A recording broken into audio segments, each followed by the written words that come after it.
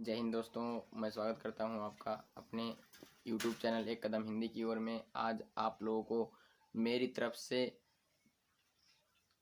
महर्षि वाल्मीकि जयंती की हार्दिक शुभकामनाएं एवं ढेर सारी बधाइयां, और साथ ही साथ शरद पूर्णिमा की भी हार्दिक शुभकामनाएं एवं ढेर सारी बधाइयां।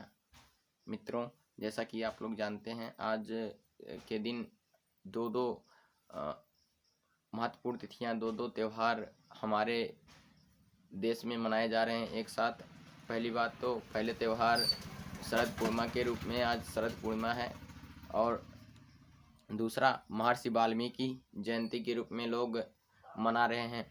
तो आइए जानते हैं महर्षि वाल्मीकि जी के बारे में, और शरद पूर्णिमा क्या होती है उसके बारे में जानते हैं। शरद पूर्णिमा को क्यों महत्व दिया गया, और सबसे पहले मैं महर्षि वाल्मीकि जी के बारे में बात करना चाहता हूं। तो आइए कुछ उनकी जीवन गाथाओं की तरफ चलते हैं कि उनका जन्म कैसे हुआ, और वो उनको क्या मान्यताएं दी गई, और आज वो हमारे बीच में इतना यादगार क्यों है, एक महापुरुष के रूप में उनको क्यों माना जा रहा है, और लोग उनकी पूजा आज क्यों कर रहे हैं। तो जैसा कथाओं में प्रचलित है कि महर्षि वाल्मीकि का जन्म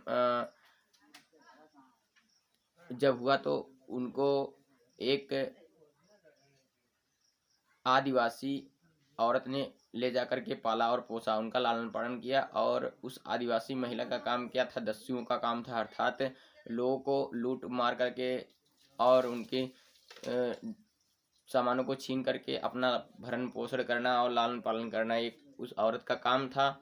इसी क्रम में महर्षि वाल्मीकि जी भी पले और बढ़े। उनका बचपन का नाम रत्नाकर था, और जब वे धीरे धीरे बड़े हुए तो उनके ऊपर भी इस कर्म का बहुत भारी प्रभाव पड़ा, यानी कि वो भी इस कर्म से प्रभावित हुए, और उस लूट मार को ही, नोच खसोट को ही वो अपना कर्म समझने लगे कि यही मेरा कर्म है। वो औरत जो उनको चुरा करके ले गई थी, पालन पोषण की थी अच्छे से, उसका भी यही कर्म था। तो महर्षि वाल्मीकि भी अपना यही कर्म समझने लगे कि मेरा भी यही कर्म है, लोगों को मारना, लोगों को छीनना, काटना और लूटना, यही उनका अपना कर्म समझने लगे और उसी को करने लगे।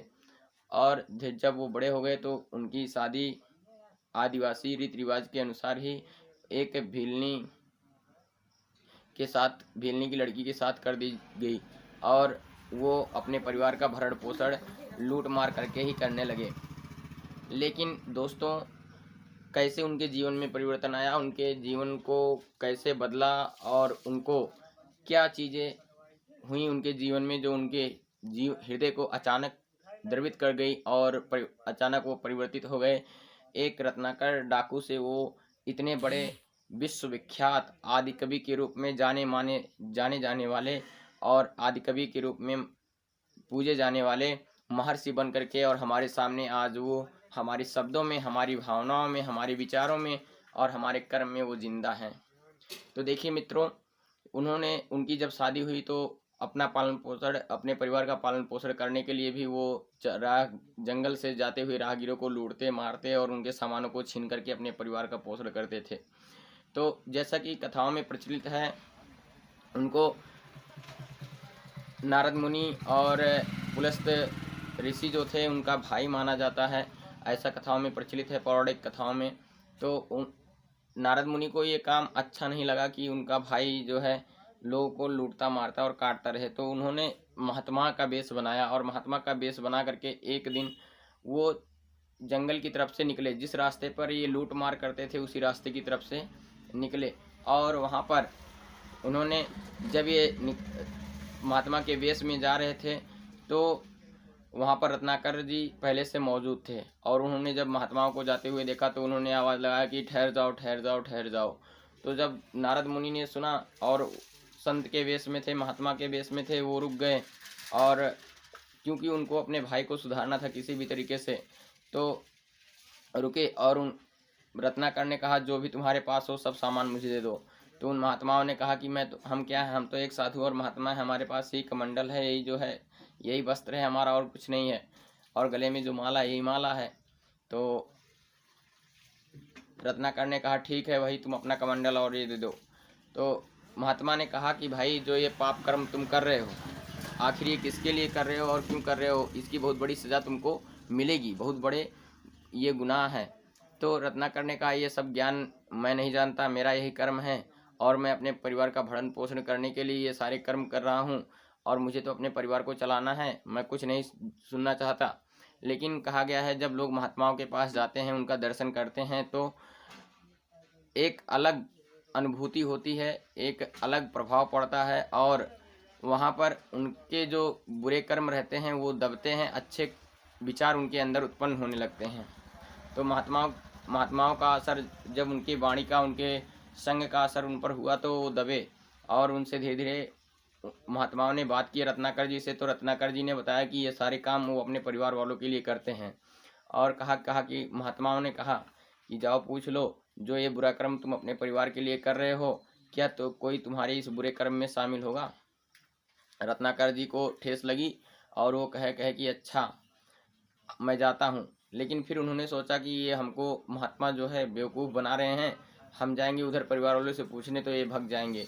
तो नारद मुनि ने कहा, वो तो मन की उनकी मंशा को जान गए और कहा कि ठीक है, अगर तुमको डर है कि हम भाग जाएंगे तो हमें पेड़ से बांध दो। पेड़ से बांध दिया और गए परिवार वालों से पूछा तो परिवार वालों ने मना कर दिया, पत्नी ने मना कर दिया। कहा कि तुम्हारा काम पालन पोषण करना है। पत्नी ने जवाब दिया कि तुम्हारा काम पालन पोषण करना है तो तुम चाहे जिस तरीके से हम लोगों का पालन पोषण करो, लेकिन हम तुम्हारे पाप कर्म में शामिल नहीं होंगे, ये तुम्हारा धर्म है, तुम किसी भी प्रकार से हम लोगों का पालन पोषण करो।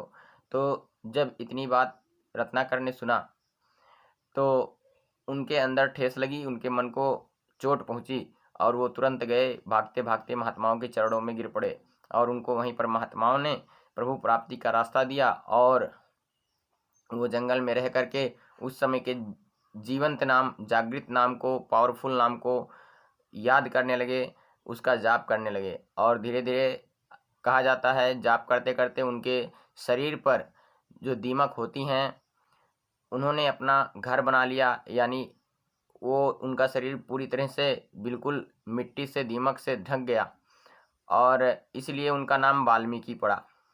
तो ये रही महर्षि वाल्मीकि जी की घटना और जिनकी वजह से फिर बाद में उनको जब ज्ञान की प्राप्ति हुई, जब उनको प्रभु प्राप्ति हो गई तो उन्होंने रामायण जैसे महाकाव्य की रचना की और रामायण में राम के चरित्रों का उल्लेख किया, जिसपे जो हमारे जीवन में अत्यंत ही महत्वपूर्ण है, हम लोगों को लिए एक आदर्श के रूप में वो आज हमारे सामने प्रस्तुत है और वो हमारे लिए एक बड़ा ही महत्वपूर्ण ग्रंथ है।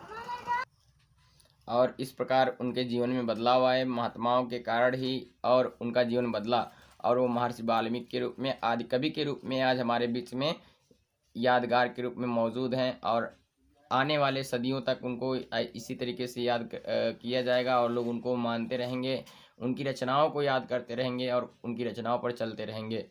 तो एक बार पुनः आप लोगों को मेरी तरफ से महर्षि वाल्मीकि जयंती की हार्दिक शुभकामनाएं एवं ढेर सारी बधाइयाँ। जय हिंद।